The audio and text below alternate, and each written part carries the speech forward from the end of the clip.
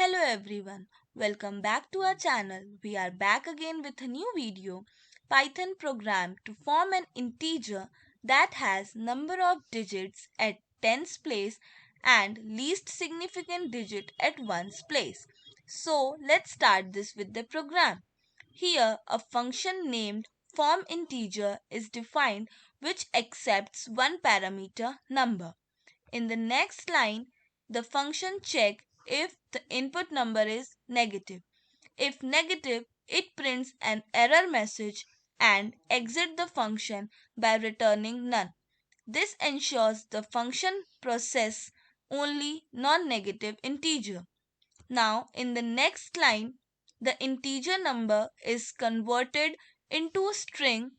This makes it easy to determine its length and extract specific digit. Now, in the next line, the length of the string is calculated using length function. This gives the number of digits in an integer number. Now, moving to the next line, this last character of number string is extracted. Since it's a string, it is converted back to an integer using int function to obtain the last digit of the number.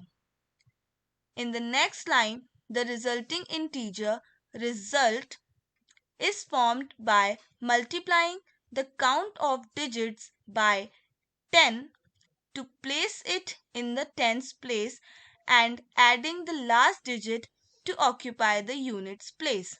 And this return result the function to the newly formed integer. Now in the next line, the program prompts the user to input a positive integer.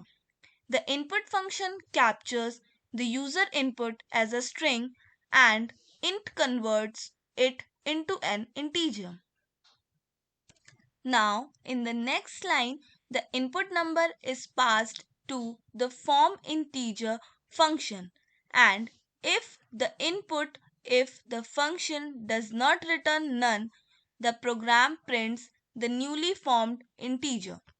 So let's check this program. As enter a positive integer, hence the newly formed integer is 22. So thanks for watching this video.